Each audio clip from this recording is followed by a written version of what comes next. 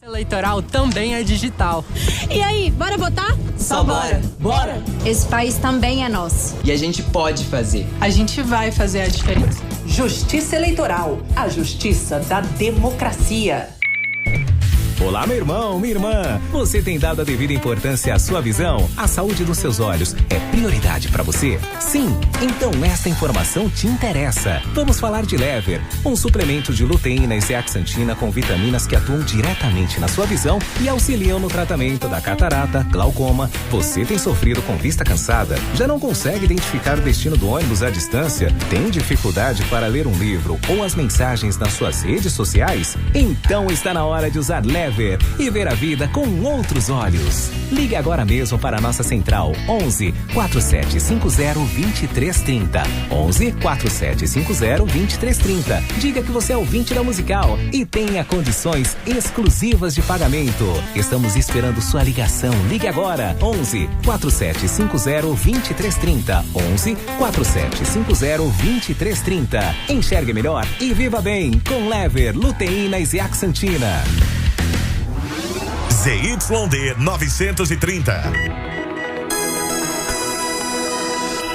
Rádio Musical FM São Paulo 105.7. Ouça em qualquer lugar do mundo também pelo site www.fmmusical.com.br. Musical FM, uma emissora da rede LC de mídia. Mais unidade cristã. Musical FM.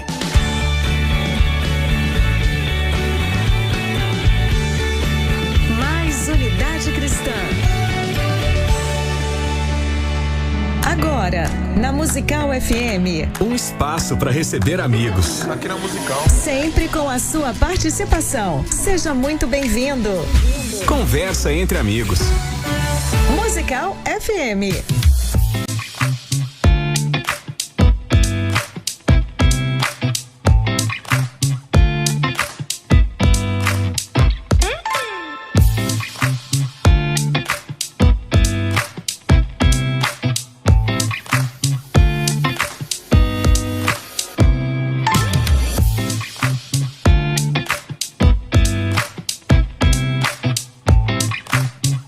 Bom dia na graça e na paz de Jesus. Eu sou o pastor César Cavalcante e mais uma vez, para a glória de Deus, está no ar mais um programa Conversa entre Amigos. Uma vez por semana a gente recebe aqui pessoas que têm influenciado a nossa geração, pessoas que têm sido usadas estrategicamente dentro da obra de Deus, do reino de Deus, para abençoar a nossa nação, outras nações, enfim. E hoje não é diferente. Na técnica do programa está aqui o Rafael, pilotando tudo aqui que a gente tem.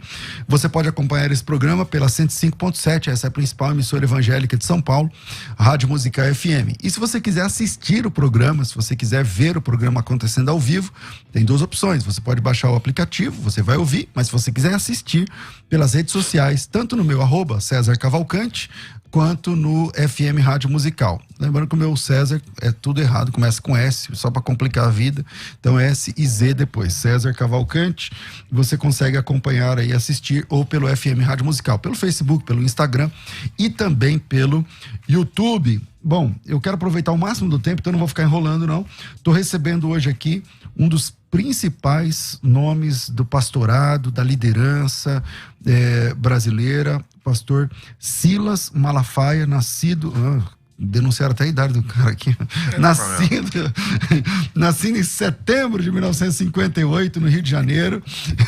É filho do pastor Gilberto Malafaia, da pastora psicóloga Albertina Malafaia. Lembro dela do ELAD, né, ministrando aí sobre escola de líderes da Assembleia de Deus. Casado com a pastora Elisete Malafaia. E pai do Silas, filho da Thalita e Thaísa. Eles têm 5 netos. Ele é graduado em psicologia. O pastor Silas Malafaia é conferencista, palestrante, congressista, coordena e apresenta o programa Vitória em Cristo, que está há mais de 39 anos no ar, ininterruptamente, transmitido para várias cidades do Brasil, sempre aos sábados, hoje pela Rede TV. Apoia projetos sociais por intermédio da Associação Vitória em Cristo, da qual é vice-presidente e também presidente da editora Central Gospel, gravadora Central Gospel Music, conselho Interdenominacional de Ministros Evangélicos, o CIMEB, entidade que agrega mais de 8 mil pastores brasileiros. Desde 2010, o pastor Silas também é presidente da Igreja Assembleia de Deus Vitória em Cristo, a ADVEC, e conta com mais de 80 mil membros distribuídos nos estados do Rio de Janeiro, São Paulo, Minas, outros do Nordeste, acho que está até desatualizado aqui. Muito. Em setembro de 2018, a ADVEC entrou na Europa, inaugurando também o primeiro templo em Portugal, na cidade de Lisboa, e, bom, todo mundo conhece, quem não conhece pastor Silas Malafaia, por sua efetiva contribuição, o pastor Silas tem recebido homenagens com título de cidadão benemérito do estado do Rio de Janeiro, concedido pela Assembleia Legislativa, lá do Rio, medalha de pacificador, concedido pelo Exército Brasileiro, medalha de mérito legislativo, a maior honraria concedida pela Câmara de Deputados, enfim, todo mundo conhece. Pastor Silas Malafaia, bem-vindo aqui ao nosso programa, querido.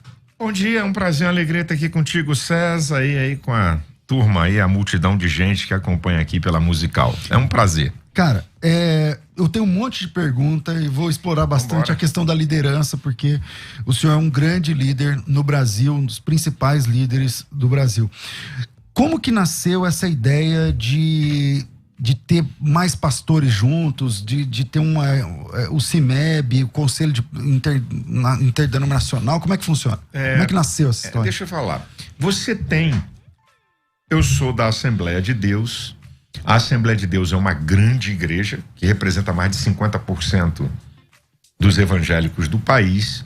Uma igreja de mais de 100 anos, com muitas organizações de liderança, com bases fortes. O que é que eu percebi? Eu percebi que existe uma gama de pastores, uma multidão de pastores de pequenas igrejas, e que esses pastores precisam de referência, de mentoria. Então, eu tenho escola. Eu não tenho apenas a escola da Assembleia de Deus, mas eu tenho duas escolas, meu pai e meu sogro. Então, eu tenho uma formação. É um privilégio, são dois ícones gigantes. Diferentes, de dois lados. Estilos. Então, o que eu passei a observar? Que esses pastores... Porque se você pegar, você tem a Assembleia de Deus com 52, 53% dos evangélicos, a primeira. Segunda igreja do Evangelho Quadrangular. É a segunda igreja do país. Gigante também. Tá, mas aí você tem... Quantos milhões tem a igreja do Evangelho Quadrangular? A Assembleia de Deus tem mais de 30 milhões. Então a segunda igreja tem mais um pouco do que 2 milhões. A terceira igreja, que é a Universal, 1.800.000. Agora, quer dizer, é uma diferença gigante. Aí, onde é que está a massa gigante no movimento neopentecostal, com milhares e milhares de igrejas, 5 igrejas, 10 igrejas, 15 igrejas, 20 igrejas. Esses pastores... Que sozinha ela nunca vai somar lá em cima. Esses pastores que formam, depois da Assembleia de Deus, a grande massa de igrejas, precisam, como qualquer outro ser humano, de mentores, de ouvir experiência, de conhecer. Então, o que nós pensamos? Uma maneira de confraternizar, que é muito importante, porque nós não estamos promovendo a unidade, nós estamos celebrando a unidade. A unidade foi conquistada no Calvário. Nós não estamos conquistando unidade, nós celebramos unidade. Então, ao mesmo tempo que a gente celebra a unidade, é uma oportunidade para você também ajudar esses pastores que não tiveram a escola que nós tivemos, para que eles possam desenvolver seu ministério. Essa é a base aqui, o feijãozinho com arroz, porque essas entidades, Conselho de Pastores do Brasil, Conselhos de Pastores estaduais, o cara vai uma vez por mês, ouve uma mensagem, interage com outros, com gente mais experiente. Aí vem a Islavec, que é uma escola de líderes. Para você ter uma ideia, essa escola de líderes já treinou mais de 40 mil pessoas. E com um dado, eu fiz mais ou menos 25 mil pastores e jovens líderes. Caramba. Com pagamento de hotel e pensão completa feito pelo nosso ministério, tá? Caramba. Eu levei para hotéis, pagando hotel, pagando a comida, um investimento de mais de 40 milhões de reais, porque eu aprendi que não há coisa mais preciosa do que investir em pessoas, sabe? Investir em pessoas é algo muito... Cada evento desse tem uma turma que vai que eu custeada. Tá? Legal. 5 mil pessoas em hotel pagos pelo nosso ministério. Legal. 3 mil, 4 mil. Nós fizemos isso Pastor, várias vezes. o senhor tem um tamanho gigante, né? Nas redes sociais e tudo mais. Mas como começou? Tipo assim, que ano foi e como é que começou o pastor Silas falar assim, mano, vou pra TV? Você começou em TV, começou em rádio? Como é que começou mídia pro senhor? Bem, eu assisti a Jimmy Swaggart, Lógico. que era o maior pregador mundial de televisão com programas evangélicos. Ele tinha programa em mais de 3 mil emissoras de televisão do mundo, Jimmy Swaggart. Eu era um jovem de 17, 18 anos de idade, liderando juventude. Nessa mesma igreja, não? Nessa mesma igreja, que era antigamente a Assembleia de Deus da Penha. Você é nascido na igreja, então? Você é nascido nessa igreja? Eu não, nasci na Assembleia de Deus de Madureira, com meu pai. Madureira. Quando eu nasci, meu pai já tinha 17 anos de crente. Entendi, de Madureira. Morreu com 95 Madureira mesmo? Madureira, Assembleia de Deus de Madureira. Da sede. Até 6 anos eu era de Madureira, até 6 anos de idade, quando meu pai foi pra Penha. A Assembleia de Deus da Penha. Meu sogro, inclusive, o pastor, que foi pastor 50 anos que eu substituí. Então, meu pai foi um cara muito visionário. Meu pai era um cara visionário. Meu pai quase foi excluído da Assembleia de Deus por causa de seminário. Meu pai é pioneiro, junto do missionário Nelson Lourenço Olso e alguns outros pastores, na fundação do Instituto Bíblico Pentecostal em 1962. Que da hora. Por causa disso, quase meu pai foi excluído da Assembleia de Deus. Não, meu pai é um cara visionário. E meu pai me impregnou. Então você tinha no seu pai meu filho, essa referência. Você vai chegar onde a sua visão chegar. Não tenha medo se você estiver com a verdade. Essas coisas que impregnou em mim foi meu pai. E com quantos anos você falou, mano, vou pra Eu tinha 17 para 18 anos, eu estava sentado assistindo televisão com meu sogro. Eu ia sábado de manhã assistir o programa. Mas com 17 você já tinha sogro? Com 17? Não, é porque eu já namorava. A Elisete, eu comecei a namorar com 14, ela com 13. A minha esposa. Não escutem isso, pessoal. E aí, olha só que coisa interessante. Eu ia assistir com ele, eu gostava de assistir o programa com ele. Aí um dia eu fui assistir, antes de começar o Jimmy Swaggart, eu botei a mão assim na tela da TV e disse assim, um dia eu vou entrar aqui nesse negócio aqui. Aí ele falou assim, sério? Aí ele disse assim, e deu uma risada, disse assim, sonha, garoto, sonhar faz bem pra saúde. Meu sogro falou isso. Mano. Então, com 23 anos, aí é uma história grande que um programa aqui não dá pra me contar. Com 23 anos eu entrei na televisão. Como foi? Como é que... Isso é uma história... É o seguinte, eu só tenho que entrar na TV. Aí fui na primeira TV. Antigamente a TV Record do Rio não era a Record que é da Universal. Era do grupo... Esqueci até o nome dele, um cara aí... Foi a TV mais antiga do Brasil. Era Record. Tá. Quando eu cheguei na porta da Record, eu falei, eu queria falar com um diretor comercial, um diretor de programação. Com alguém aqui pra saber. Eu queria falar, eu não passei da porta. Você não entrou. Uma. Aí vai escutando. Fui pra Band, assim, na cara e coragem. Cara e coragem, maletinha embaixo do braço. Cheguei na Band, o diretor me atendeu. Não me esqueço dele. Cabeça branca Sérgio. Aí ele falou assim uma coisa, olha só que doideira. O que você quer? Eu falei, eu queria entrar, eu queria fazer um programa de televisão. Ele falou assim, me faz um piloto.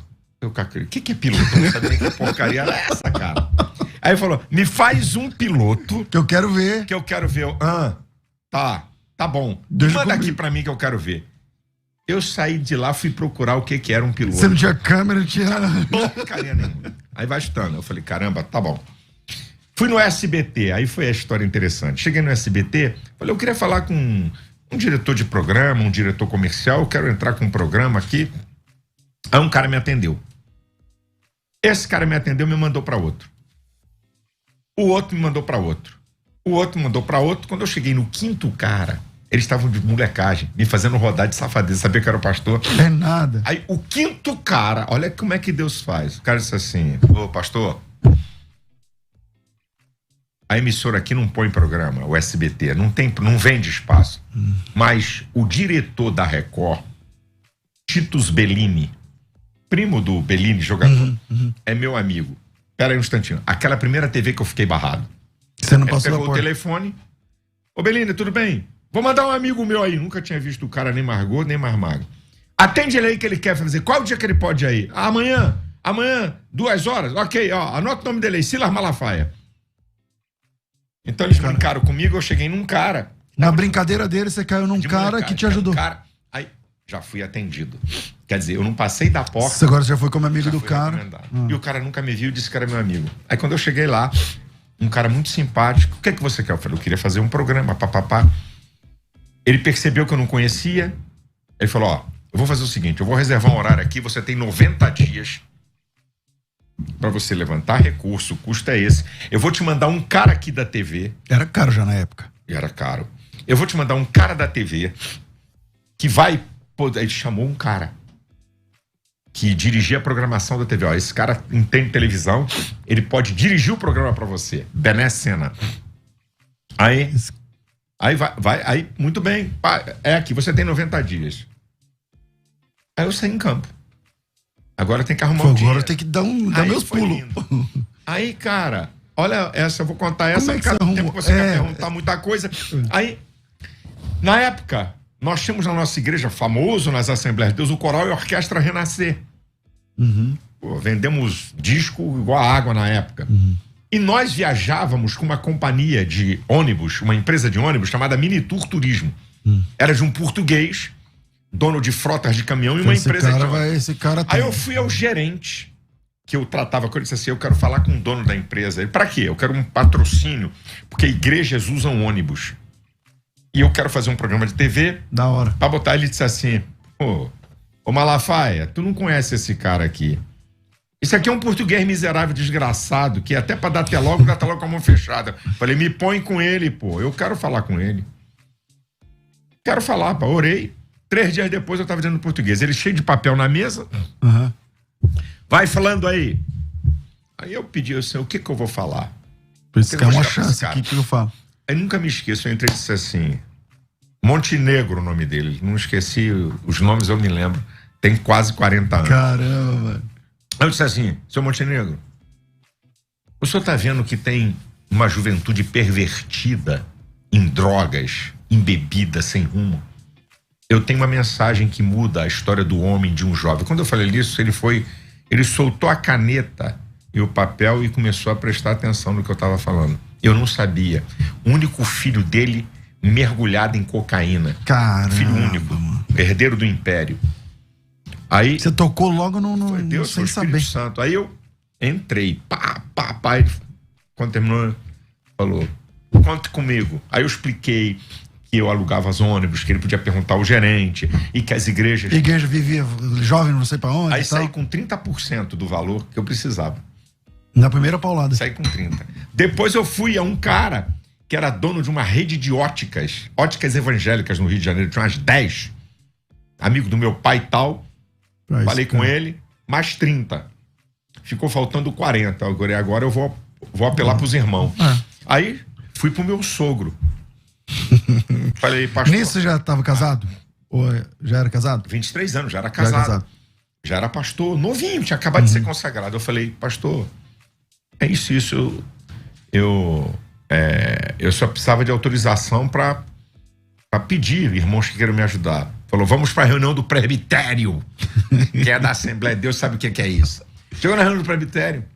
Olha, o Malafaia aí tá com uma ideia aí. Tem oportunidade. Fala aí. Aí eu expliquei o que era. Aí levantou um pastor da turma dele, né? Mas sabia como é que era o coração do pastor, disse assim, pastor Santos, não vai entrar dinheiro da igreja nisso aí não, né? Não tem dinheiro da igreja não. Pastor, claro que não. Isso é problema do Silas. Se não arrumar o dinheiro, que saia do ar. A única coisa que eu posso fazer aqui é dar oportunidade para ele falar aqui quem quer ajudar ele. Foi a minha entrada. Eu falei, ok, eu aceito. É isso aí mesmo. Aí comecei na televisão. Em 82, cara? 82. Aí eu comecei na televisão. 82. Caramba. Hoje você... Não, hoje... Quantos seguidores... Você sabe quantos seguidores você tem? Todos? Redes sociais? Uns 10 milhões. Mais ou menos. 10 milhões. Nas redes sociais. E eu sempre, por bondade de Deus, eu consegui perceber a mudança do eixo. Quando a TV caiu, a audiência, e que começou as redes sociais a terem força, eu migrei, diminuí os programas. Eu tinha programa, só para você ter uma ideia, eu tinha programa diário na televisão brasileira. Eu tinha programa dublado em inglês para 127 nações do mundo, a partir dos Estados Unidos. Investia milhões por mês em programas de televisão. Mas quando a audiência da televisão caiu, a internet começou a subir. Aí o que eu fiz? Eu fui enxugando. E hoje eu mantenho um programa só para... Quer dizer, eu tô aqui ainda. Um programa nacional. 9 da manhã na Rede TV aqui em São Paulo. Certo? Legal. Meia hora. Meu programa era de 1 hora diária. Eu vim enxugando, porque eu vi que a TV perdeu a audiência. Então isso aí tem uma história grande de um monte de coisa e a mão de Deus que se deu num... Como é que é a sua... Vamos falar de liderança. Como é que é a sua... o senhor é genro do pastor presidente da igreja? Era genro. Era o vice-presidente da igreja. O senhor era vice-presidente da igreja. Ele faleceu e eu assumi a igreja. Mudou o nome da igreja? Quando eu assumi a igreja, porque eu falei para Deus... Como chamava a Assembleia de Deus da Penha. Da Penha. O que aconteceu? Como é que Deus me prepara durante 30 anos, que eu assumi há 10 anos, para ter um nome no Brasil? A gente não é nada, quem dá é Deus, eu tenho consciência disso. A gente não é nada. Se Deus não fizer, você não vai. Mas se alguém falar para qualquer pessoa, fala o nome de 3 pastor. O seu Então, como é que Deus me talhou para uma questão nacional para me ser pastor de uma igreja local? Não tem coerência. Então eu falei para Deus, Senhor, se tem um projeto de transformar essa igreja numa igreja nacional, eu sou o cara para isso. Mas se tem um projeto continuar uma igreja local, eu não relevante sou o cara pra aqui isso. na região. Eu não sou. Aí me diga quem é que eu tinha influência na igreja que eu vou ajudar a ser quem tu quer. Porque eu não... Então, quando seu sogro faleceu, você não estava ainda não estava sentado no seu coração? Eu fui fazer... Eu tinha um prazo estatutário. Eu fui perguntar a Deus o que ele queria. Você convoca eleição, você não convoca? Não, é obrigado tudo isso. Mas eu fui falar para Deus e pedir a Deus uma prova. Que se tivesse um cara que quisesse concorrer comigo, era o sinal que não era para eu ser pastor. E que Deus queria um projeto. Ninguém concorreu, cara? Ninguém concorreu. Eu fui por unanimidade no presbitério, na reunião de pastores, na assembleia da igreja. Pronto. Como é que é isso? Porque a sua igreja, ela acho que era CGADB, não é? Eu fui primeiro vice-presidente da Convenção Geral das Assembleias de Deus do Brasil. Eu fui o primeiro vice-presidente da CGADB. Por que você eu fui o primeiro saiu? evangelista. Por que você largou? Eu fui o primeiro evangelista na história das Assembleias de Deus a ter um cargo na direção da denominação. Nunca. Quem ocupava mesa diretora da Convenção Geral das Assembleias de Deus era medalhão, general de 4 estrelas. É isso aí. Eu fui o primeiro evangelista, porque eu tinha televisão. Então, a pastorada, como a gente diz, do baixo clero, eu era ídolo desses caras. Então, no voto, meu irmão, não dava pra me derrubar no voto, porque eu fui tesoureiro, depois fui primeiro vice-presidente. O senhor foi o vice do Zé Wellington? Do pastor Zé Wellington, a quem eu tenho muita consideração e honra. O senhor declinou. Aí o que aconteceu? Quando meu sogro morreu e que eu assumi a igreja, eu tinha 1 ano e 2 meses como primeiro vice-presidente da Convenção Geral e tinha a chance, porque o pastor Zé Wellington não poderia mais continuar como presidente. Pelo estatuto. Então, o pastor Zé Wellington gostava muito de mim. Quer dizer, gosta até hoje, sempre me admirou, foi amigo de meu pai. Então, eles me chamaram para fazer um acordo. Eu ser o presidente por um tempo, depois eles serem de novo. Porque eles sabiam que eu tinha a palavra para cumprir. Sabia que se eu dissesse uma coisa, ia acontecer. Eu falei, eu não queria nada disso. Eu fui empurrado, mas eu nunca gostei de mesa diretora. Eu gostava do plenário. Negócio de discussão é comigo. Aí, quando eu assumi a igreja, tá certo? Que eu assumi a igreja, que Deus me deu a convicção de que tinha um propósito. Como é que é a organização? Se eu abro uma igreja no Rio Grande do Norte, vou brigar porque lá tem uma convenção e um campo de um pastor. Já tem. Em qualquer lugar já tem. Então o que eu pensei? Qual é a minha visão? Aqui é que está um segredo. Um líder, ele precisa de uma visão. Você sabe o que é divisão? 2 visões. A palavra né? Esse prefixo, 2 visões. Nenhum líder vai fazer algo eficaz com 2 visões. Você tem que ter uma visão. Ver é com os olhos, visão é com a mente. Então, qual era a minha visão? Eu vou dar a essa igreja um status nacional, eu vou abrir igreja em tudo que é lugar do país. Então eu não posso pertencer a uma organização política que eu vou arrumar briga o tempo todo. Então o que eu fiz? Eu era o primeiro vice, respeitado, muito considerado. De boa, tudo certo. Foi um susto, ninguém acreditou. Pô, todo mundo quer esse cargo, esse cara chega e diz assim, estou entregando o cargo e me desligando. Tanto é que eu sou amigo do pastor Zé Wellito, dos filhos dele, sou amigo de muita gente da Convenção Geral, sempre me respeitaram, eu não cuspi em prato que comi, eu não saí de CGADB para formar uma outra organização, não, eu não vou. Você não tem uma convenção, nem quer fazer. O pessoal pensou, muita gente pensou que eu ia fundar a minha convenção, porque eu tinha muito prestígio. Falei, eles estão enganados. E dos pastores de Assembleia de Deus pequenos, você ia ter muita gente. Então, eu falei, eu não tô aqui pra... Quando eu saí, vou te dar um número aqui, umas 500 a 600 igrejas queriam se ligar comigo. Eu falei, eu não quero isso. Não quero, eu não vou dar meu nome pra ninguém. Eu quero fazer pastor. Eu quero uma mentalidade e uma visão. Quando o senhor assumiu a sua igreja local, na morte do seu sogro, tinha quantos membros?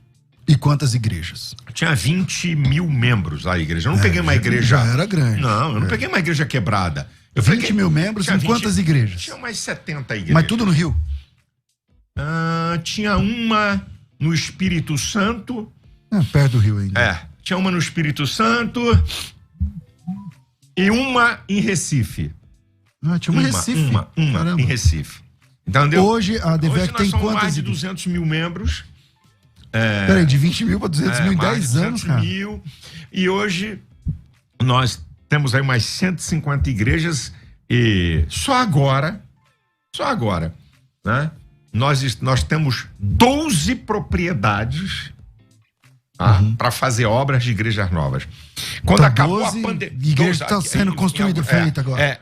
Quando acabou a pandemia, da pandemia em julho do ano passado para cá, quando acabou a pandemia que as igrejas abriram, acabou que eu digo que as igrejas abriram. A primeira fase, que voltou a abrir. Foi julho do ano passado, tá? De lá para cá, eu acho que nós inauguramos umas 30 igrejas.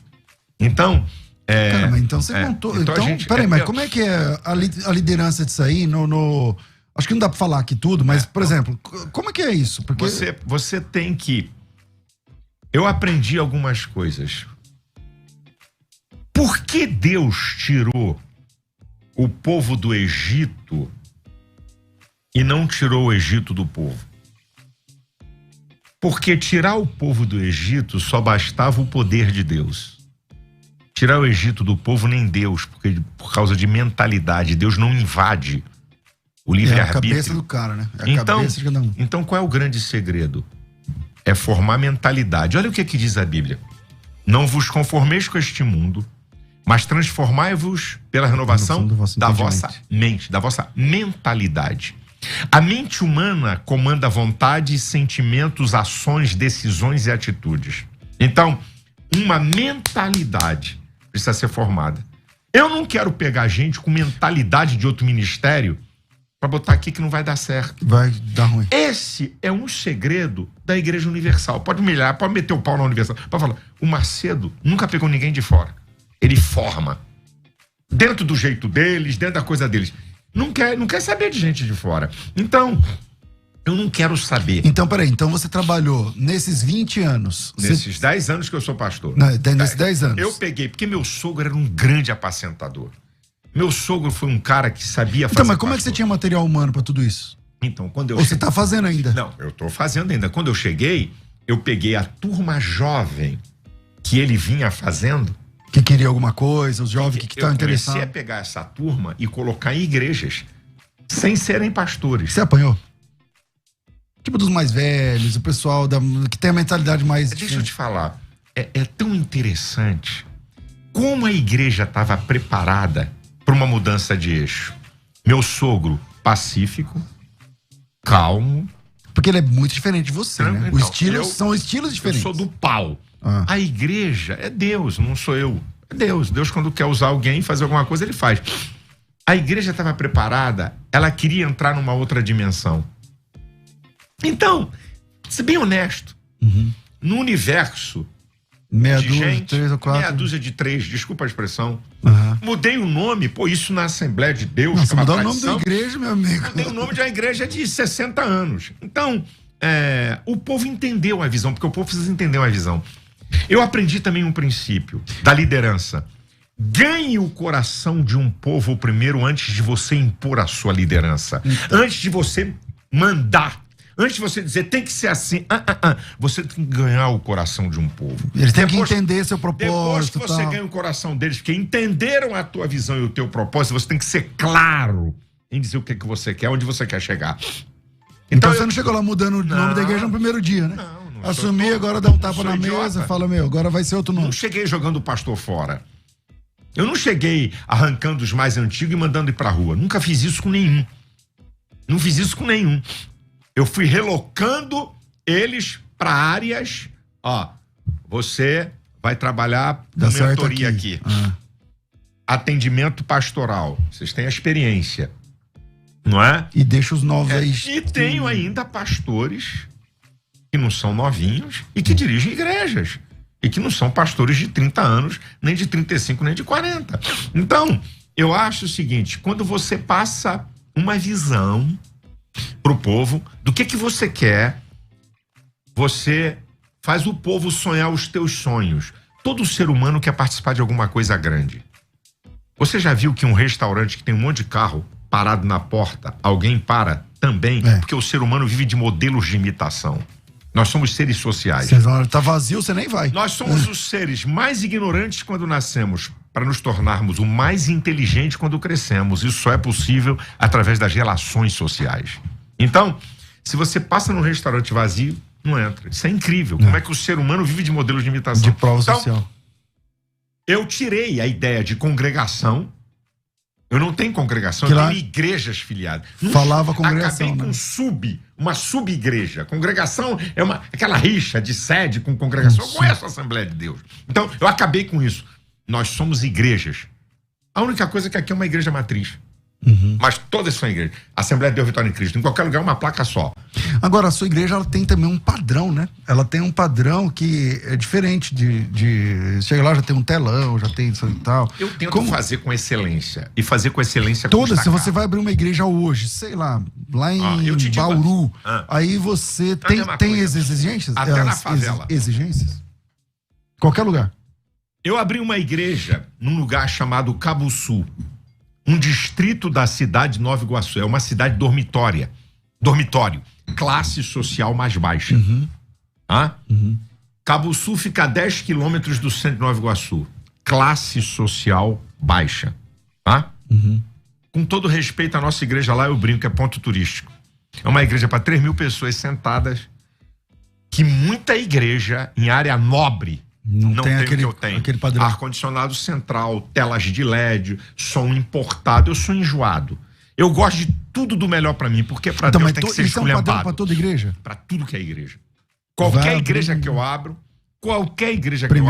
cadeiras individuais, salas com departamento pra criança, ar-condicionado, telas de LED, som importado, equipamentos importados. E começou há quanto tempo? Porque você tá há 10 anos, mas desde que eu comecei. Desde quando começou? Desde que eu comecei. Caramba. A primeira igreja, você lembra? Curitiba. 3 mil pessoas. Disseram assim pra mim, você é louco. Eu não tinha uma alma. Você saiu do Rio pra ir pra Curitiba do nada. Eu não tinha uma viva alma membro em Curitiba. E nós abrimos uma igreja pra 3 mil pessoas sentadas e disseram assim, você é perturbado, cara. Conhece a igreja lá, linda. Lá é difícil, o sul do Brasil é difícil. Porque o curitibano é difícil. Eu falei, mas vamos deixar aí. Só se o pastor que vem pra cá ora, jejua, geme e faz crescer. Então uma igreja top, com tudo de primeira, tá? Pra você ver, foi em 2011 que eu inaugurei essa igreja, então estamos há 10 anos. Nós investimos 8 milhões de reais em reformas, não é em construção. É só para reformar o prédio que alugou. Para reformar, porque eu tinha colunas, eu derrubei as colunas, fiz colunas nas laterais para fazer vão livre. Entendi. Isso foi uma fortuna de dinheiro. Então, eu aprendi isso. Você não precisa fazer igreja de luxo. Não. Você tem que fazer uma igreja onde a pessoa se sinta bem. Um som de qualidade, cadeira individual, um ar-condicionado certo? Equipamentos tecnológicos, porque, irmão, uma coisa é o Espírito Santo, outra coisa é o instrumento que o Espírito Santo usa. Não peça para o Espírito Santo fazer aquilo que eu tenho que fazer. O Espírito Santo não vai mandar caixa de som. O Espírito Santo não vai mandar microfone. O Espírito Santo não vai fazer pessoas serem. Ele vai arrumar o som, regular o som da igreja. Não. Então, essa é a minha parte no processo. Pastor, hoje o senhor também tem eu acho que cresceu muito, né? Sobretudo nos últimos anos, a sua atividade dentro da política brasileira. Como que você lida com hater, cara? Porque eu acho que é uma coisa que o senhor vê muito, não vê? Eu vou explicar. Eu tenho 39 anos, em maio eu completo 40 anos ininterruptos na TV brasileira, ok? Há 36 anos, quem me acompanha na televisão, há 36 anos eu dou consciência política ao nosso povo. Eu comecei a ver essa verdade que eu vou dizer aqui. A Igreja de Jesus não precisa de presidente, governador, prefeito, deputado, senador. A igreja não. É o corpo místico de Cristo. Só precisa do Espírito Santo. As pessoas que pertencem à igreja são seres humanos que estão dentro de um contexto social e precisam se fazer representar. Você tem que primeiro separar. Não, vamos eleger um deputado para defender a igreja. Eu digo, isso aí tá totalmente fora. Quem defende a igreja é Deus, a igreja de Jesus. Eu edificarei a única, minha, possessivo igreja. Então, a igreja é Jesus. Agora, as pessoas que estão na igreja pertencem a um segmento social que precisam se fazer valer de suas ideias. Deus me deu esse entendimento. Então, eu comecei na televisão, antes de eleição, a dizer, nós somos um segmento social que nós precisamos nos fazer representar, que é o mais importante, são as casas legislativas, onde vão se fazer as leis do conjunto da sociedade. Mais importante do que votar em governador, prefeito e presidente é vereador, deputado estadual e deputado federal, porque é o voto da representação dos segmentos. Daí que vem a lei, é daí que muda tudo. Eu faço isso há 36 anos, primeiro. Segundo, todas as temáticas, tá, de choque com nossas ideias, eu botei minha cara. Isso é verdade. Aborto, casamento gay. Verdade. Sabe? Um projeto de lei do movimento gay, o PL 122, que era para botar pastor na cadeia. Isso foi uma guerra. Foi uma guerra. Então, quando você se posiciona, você começa a ganhar respeito e credibilidade. Eu não cheguei agora. Meu querido. Em 1990, eu estava falando de aborto. E não estava falando de aborto, abrindo a Bíblia para dizer, olha, matar só pertence a Deus, é pecado. Deus me fez ver uma outra coisa. Se o que a Bíblia fala é a verdade, você vai se respaldar na ciência. Vai para a ciência que vai funcionar. Eu nunca cheguei, por exemplo, eu participei de todas as audiências públicas do Congresso Nacional, que abre para a sociedade civil debater com os deputados. Aborto, casamento gay, eu debati com deputados e tudo, não tinha Bíblia. Certo. Só no campo da sociologia, da ciência, porque eu sabia, e Deus me impulsionou. Vá lá que você vai encontrar. Então, se você chegar lá com a Bíblia, eu não debato aborto com Bíblia nem com teologia. Eu combato o aborto com a ciência. E ele não tem resposta. O homossexualismo é uma coisa. A mesma coisa. E eu recebi, eu não sei quantos processos, eu ainda respondo uns 5 ou 6 ainda, do movimento, do ativismo gay. Você já perdeu algum processo? Perdeu algum? Pra eles eu não perdi nenhum até agora. Tem uns 5 ou 6 aí em curso, mas eu não perdi. Então, na vida, as pessoas querem usufruir sem pagar preço. Não existe isso. Até Jesus. Lucas 24, 26 diz assim: convinha que o Cristo padecesse para que entrasse na sua glória. As pessoas querem glória sem padecimento. Então hoje, eu sei que eu não sou nada, eu entendi uma coisa. O dia que eu li na Bíblia, segundo Samuel 5,12, Davi dizendo assim: e depois de Davi ter se fortalecido no reino, entendeu Davi que o Senhor fortalecera o seu reino por causa do seu povo. Davi entendeu que ele foi grande e forte não por causa dele, mas por causa do povo de Israel. Então, eu não me vejo nisso tudo por causa de mim, não. Tem que ter alguém. Em mais de 60 milhões de pessoas, tem que ter alguns que representem isso. Mas nessa pegada, você já foi convidado para ser deputado, candidato, não sei o quê, governador, sei lá o quê, tudo mais? Deputado, senador, isso aí, mas eu não quero saber disso. Eu quero influenciar. Aí sim. Deus me chamou para influenciar. Presta alguém. Malafaia, por que você não se candidata a deputado, não sei o quê? Eu explico rapidamente para se entender. O que são partidos políticos? Partes da sociedade. Eu não sou de parte, eu sou do todo. Se eu for político, eu vou ser de uma parte, de um segmento. Vou perder minha voz no todo. Eu chego num Congresso Nacional, tudo que é deputado de tudo que é coisa vem falar comigo. Eu chego no Senado, tudo que é senador. Por quê? Eu não estou disputando com eles nenhum cargo, nem poder político com eles. Então, eu sou mais importante, Deus me fez entender isso, na influência do que em ser. Então, eu falo com governadores, falo com o presidente da República, e não falo assim, senhor, excelência, eu falo de igual e o pau igual canta. Você. E sou respeitado por bondade de Deus. E como que você lida com os haters? Amigo. Porque assim, uma pessoa que chegou nesses números que você tem, então a pessoa ela é xingada, ela é ameaçada. Você já recebeu ameaça de morte e tudo mais? Quantas? De morte já? Quantas? não tem conta. De vez em quando minha esposa, eu tô de noite, eu dou uma gargalhada no meu escritório, Elisete. O que foi? Eu falei, eu tô olhando aqui o que uns panacas escreveram a meu respeito. Eu dou gargalhada, rapaz. Você tem que estar preparado emocionalmente, psicologicamente pro embate. Quem quer só elogio, não bote a cara. Porque na hora que você botar a cara pra fora, o pau vai comer. O pau vai cantar de invejoso, o pau vai cantar dos contrários ao que você crê e acredita. Então, você vai de todo lado, vai tomar pancada. Eu tomo pancada de irmãos e tomo pancada de ímpio. Então, alguma dói mais? Não dói, não. Você sabe que só o que pode, assim, de eu ficar chateado, eu tô preparado, Rapaz, eu tô casca grossa na brincadeira. Algumas que eu fico chateado é ver crente caluniar. Como é que esse irmão, que a Bíblia diz que tem a mente de Cristo, tem um discernimento espiritual, tá falando uma mentira, uma calúnia, comendo comida podre de ímpios plantado contra pastores e igrejas? É só isso que eu digo. Eu fico chateado, mas, ai meu Deus. Não fica baqueado, né? Deus me preparou psicologicamente, emocionalmente, fisicamente para isso. Na pandemia, pastor, como é que foi a liderança da igreja na pandemia? Porque eu me lembro que uma vez, o senhor fez lá no seu programa, você mostrou lá higiene e sanitizando lá e tal.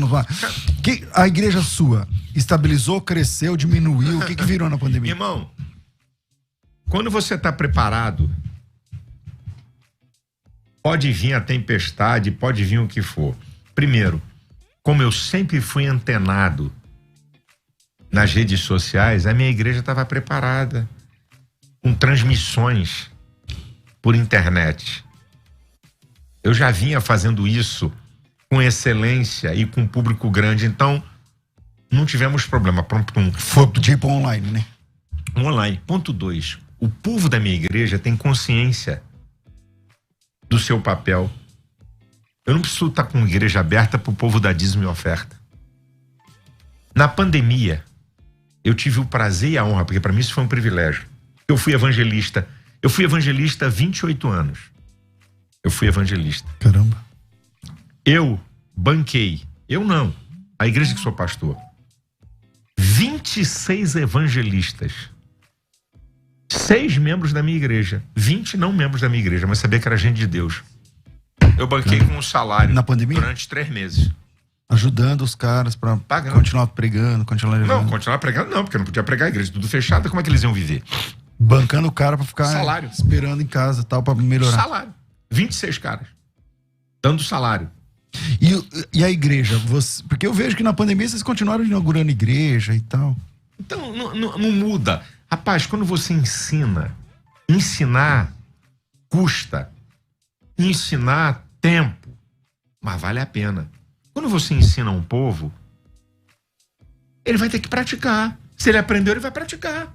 Então, quando veio a pandemia, eu estava com o povo preparado para esse momento terrível que assolou o mundo, não só a nossa nação. E aí aconteceu uma coisa na pandemia. Quando eu comecei a ver prefeito mandar fechar a igreja, eu falei, se um prefeito hoje fecha uma igreja, amanhã ele pode fechar por qualquer motivo. Aí eu encarei. Nem prefeito, nem governador fecha a minha igreja. Nem presidente da república fecha a minha igreja. Eu lembro. Só fecha a minha igreja a ordem judicial. Eu provoquei. O que aconteceu?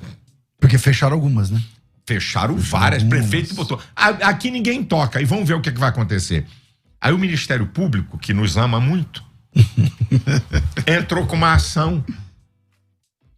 Aí olha só o que aconteceu. Mas alegando o quê? Escuta, de que eu estava desobedecendo, bababá. No estado do Rio de Janeiro, o que aconteceu?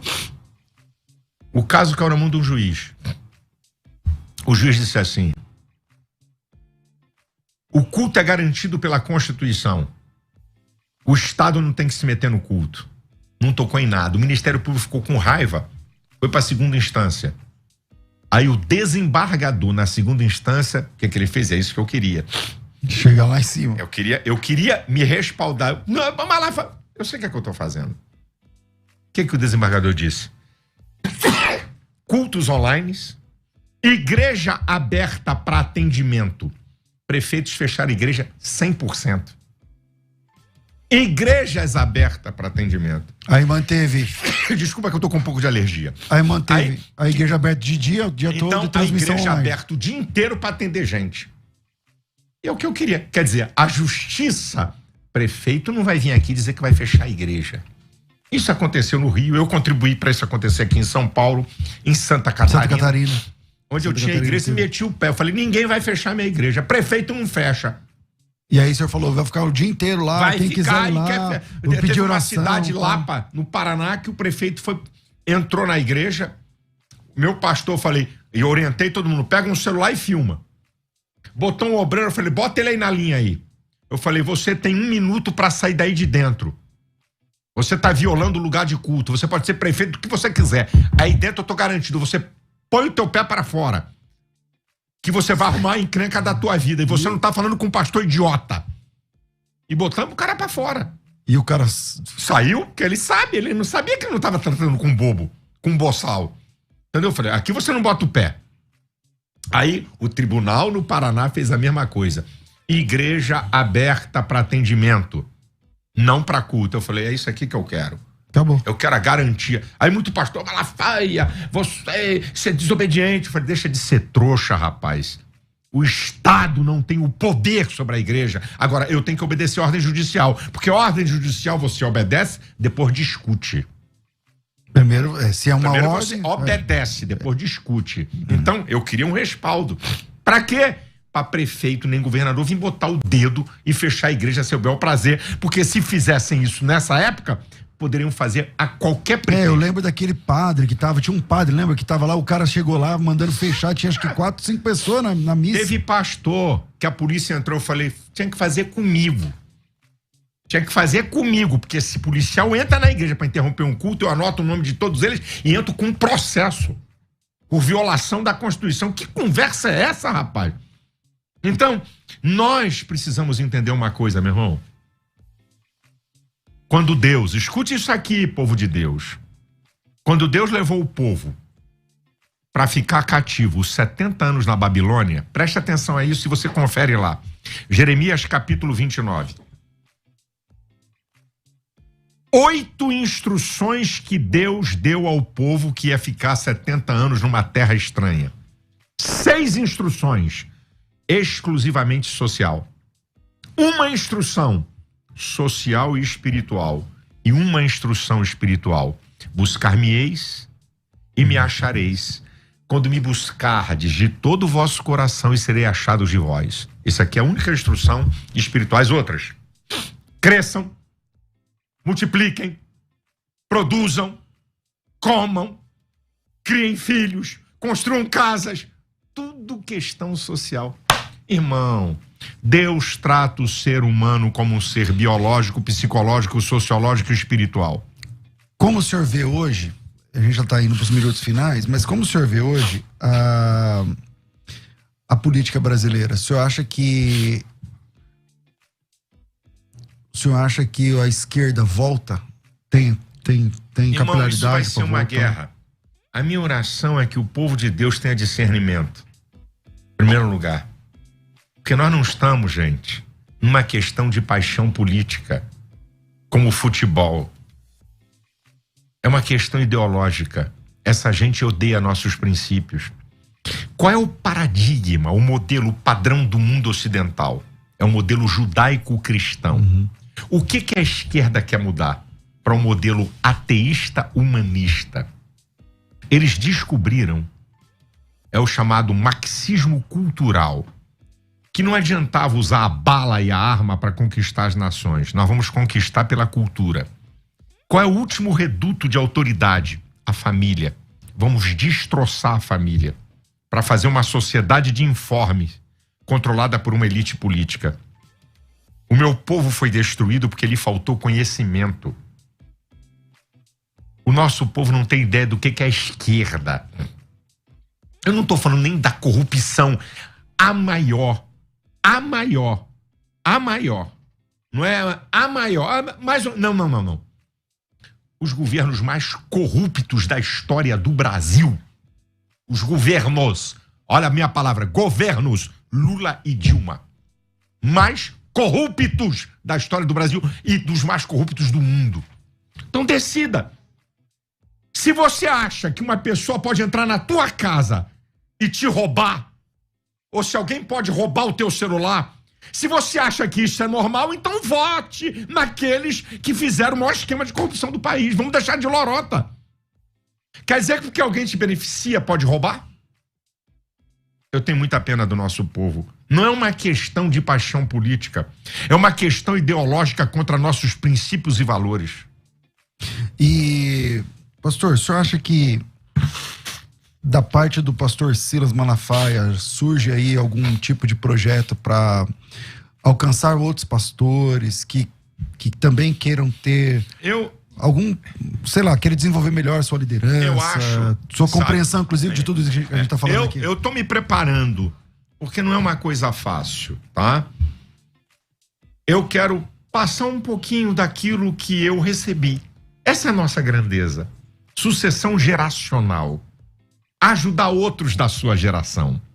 Então, nós vamos lançar um curso como influenciar e liderar pessoas. Legal. Sabe? Que vale para qualquer pessoa. E eu provo, escuta você que está aí me ouvindo, eu provo na Bíblia que todo ser humano foi chamado para liderar. A dona de casa, o operário, você vai entender isso porque as pessoas pensam que líder é o pastor, é o diretor de uma empresa, é o presidente, é o governador. Deus chamou todo ser humano para liderar uma área da vida e eu provo isso na Bíblia. Então, o que eu quero dar não é só para pastor. Então você vai, vamos lá, 40 anos de experiência aí, apanhando e tal, isso, aprendendo e tal. Apanhando e errando. Errando também. E acertando, certo? Para ajudar outros a não errar onde eu errei. Fala um erro aí que o senhor falou assim mesmo, eu acho que nisso aqui eu acho que eu errei. Viver no risco o tempo todo. Ninguém pode viver no risco o tempo todo. Você já viveu? Eu vivi no risco durante muito tempo. O que é viver no risco? Viver no risco é você viver no limite. Limite financeiro de tudo fazendo. Você vende o almoço para comprar a janta. Né? Então você pode correr risco. Porque nenhum homem na história que conquistou coisas grandes não correu risco. Uhum. Você só não pode correr risco o tempo todo.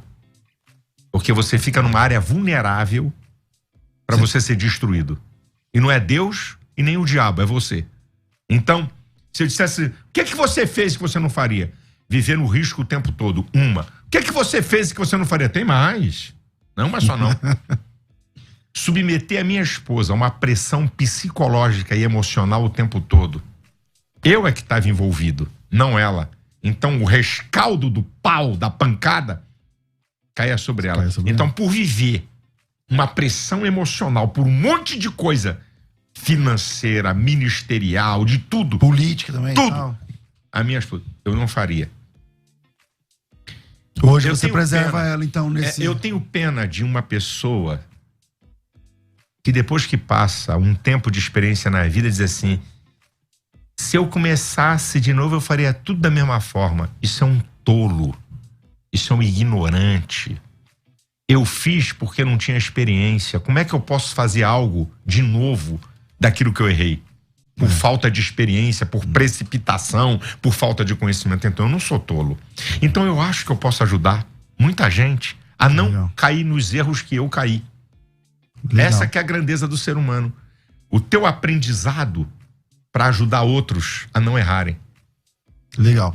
E deixar aqui o Crescendo na Fé, a Rádio Musical FM também aqui de porta aberta, cara. Quando chegar a hora de falar desse curso, tamo junto aqui. Tamo aí. Pra gente, na bênção. Pra gente anunciar.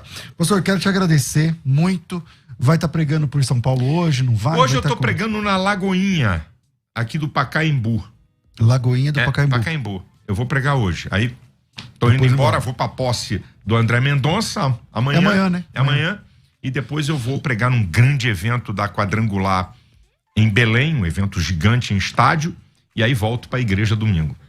Então você prega hoje aqui na Lagoinha, amanhã em Brasília. Amanhã eu tô em Brasília, na posse do André, e sexta e sábado eu tô em Belém, e domingo eu tô na igreja que eu sou pastor no Rio de Janeiro. Maravilha. O pau vai cantar e continua aí. Maravilha. Pastor, quero te agradecer, obrigado, e quando chegar a hora de lançar esse curso, as portas são abertas aqui. Muito obrigado, Deus abençoe você, guarde você, tua casa, tua família, que você seja instrumento nas mãos de Deus para abençoar pessoas, porque o ser humano só encontra um lugar de satisfação quando ele satisfaz outras pessoas. Maravilha, maravilha.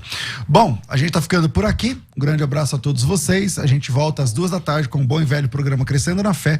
Tudo isso e muito mais a gente faz no reino, se for da vontade dele. Você ouviu? Conversa entre amigos. Aqui na Musical. De volta na próxima segunda, às 11 da manhã. Musical FM.